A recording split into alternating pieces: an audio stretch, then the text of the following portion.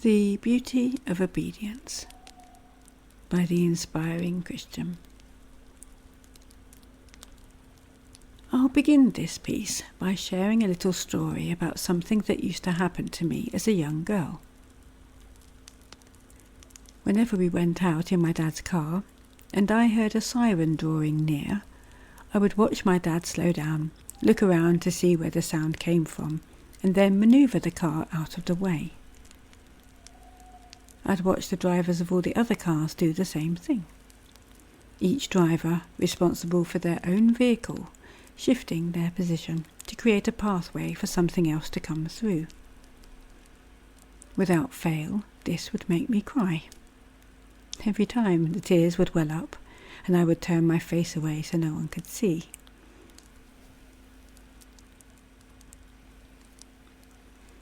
And while I couldn't at such a young age reason to myself exactly what I was witnessing, I intuitively understood why I felt such a strong empathic emotion to this situation every single time. As an adult, it strikes me as a simple yet apt analogy to use to illustrate the beauty of obedience to right action.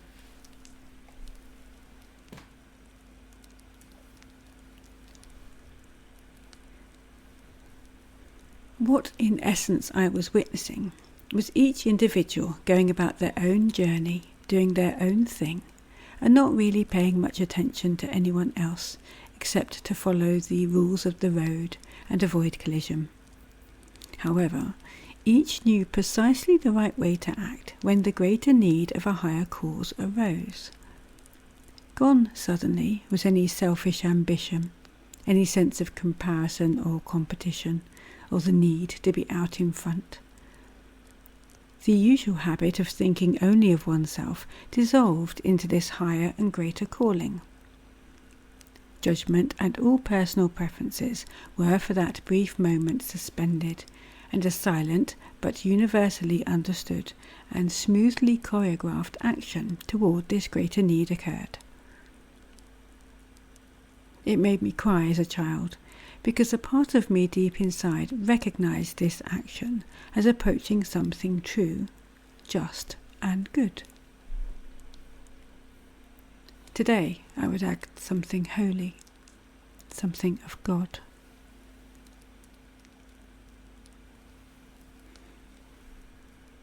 I saw this quite clearly as a child.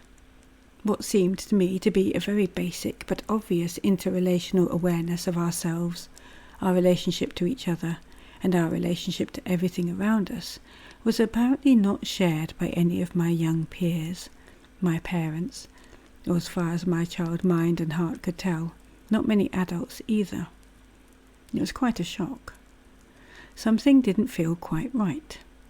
And I spent a large part of my late teenage and young adult life trying to work out why the world was the way it was, and what was the right way to be.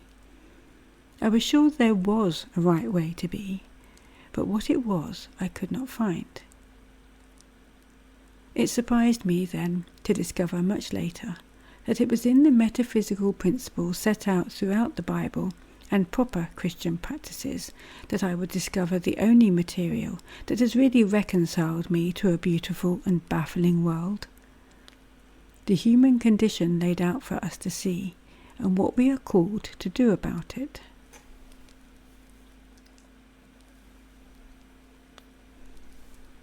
I didn't call God God back then. I called it the something. The felt presence of it came and went, but I knew the something was there, as I suspect we all do if we are honest with ourselves.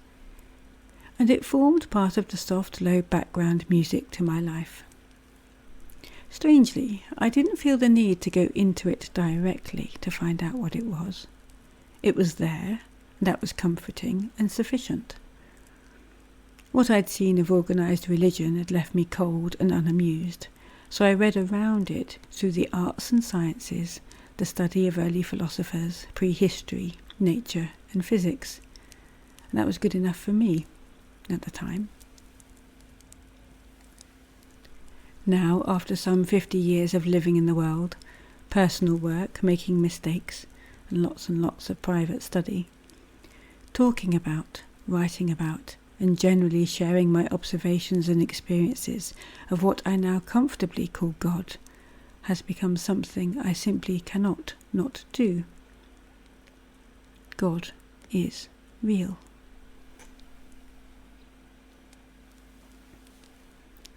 At its most minimum, it's a way to reconcile oneself to a challenging and contradictory world, and through the dissolving and destruction of misguided ideas and actions, it brings greater truth, greater faith, and greater harmony to one's life and being. At its most maximum, well, that's an ongoing exploratory journey of discovery. And when I cease from falling into the unreal, it's the only thing in the world that's given me true peace and joy, for it doesn't belong to the temporal, but to the eternal.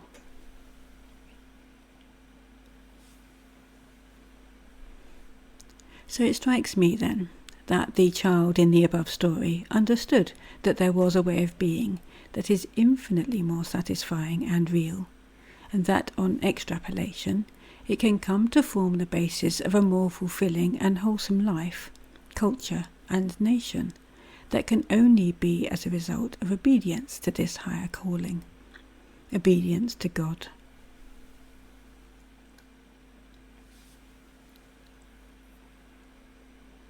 Generally speaking, we often think we know what's best. We have an idea perhaps of who we are, what this world is, how it should be, and what we ourselves want and do not want from it. We think we know what's right and how to act. Please, by all means, take a look around. You tell me how that's panning out for us.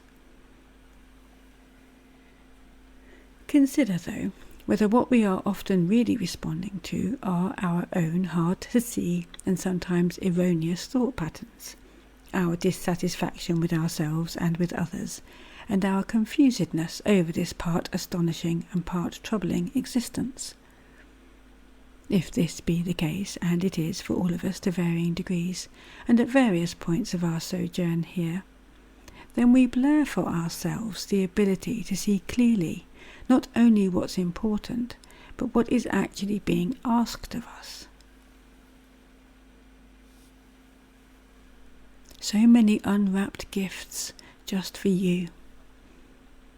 And in the time it takes for us to acknowledge this, and for as long as we kick against the goads, we suffer accordingly, often telling ourselves stories to hide the pain of realization. What great tragedy and sadness lies in this disobedience.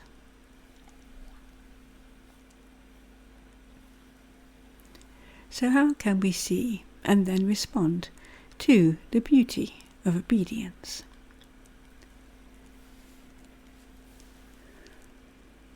Let me love you, whispers God into my spiritual understanding, by which he means, see that I love you. He desires us to know that our ways are not his ways, and he continually instructs and educates us as to his will, which is in fact the most beneficial and righteous outcome for us. He is trying to help us. Would that we let him? His offer of assistance is inbuilt into the framework and network of creation itself. Within the wider suffering of humanity, our inherited pain can be an opportunity to learn how continued and unchecked wrongness impacts us all. And our own personal pain is a beautiful remonstration to pay attention and correct our individual course. He knows that obedience to this love will bring you greater peace, and with that greater faith and greater trust.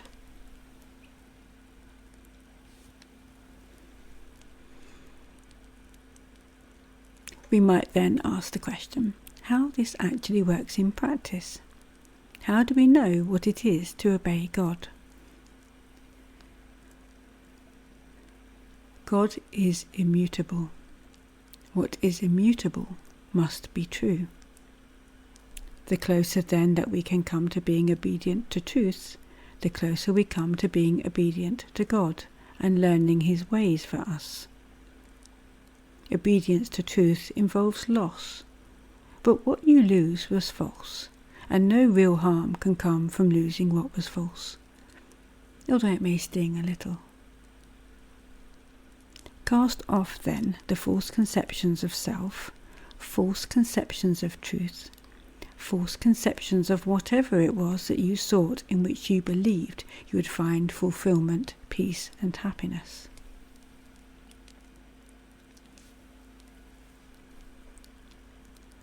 This can be achieved by bringing into focus whatever God brings to your table in any given moment. That is to what you must turn your attention. That is where you're being asked to discern, identify and act on the truth as nobly and peaceably as you can, however difficult it is.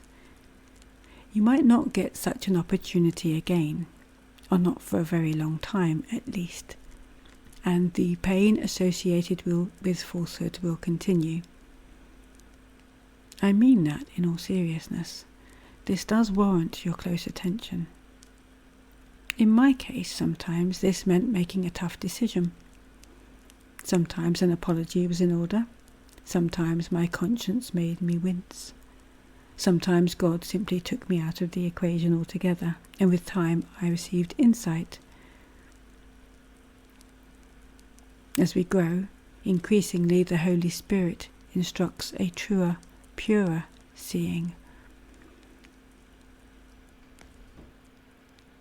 This simple act of attempting to become a more honest, truthful and better person is indeed the act of an aspiring Christian, if you can take that on board.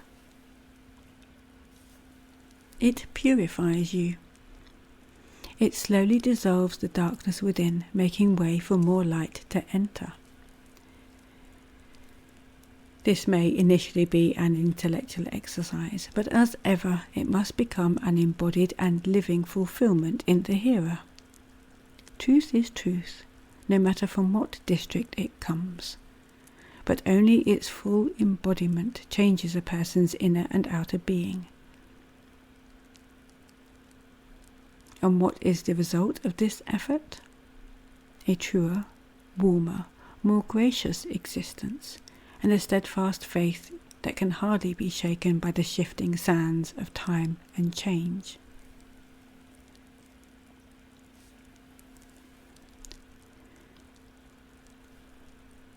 Come to me, all you who labour and are heavy laden, and I will give you rest.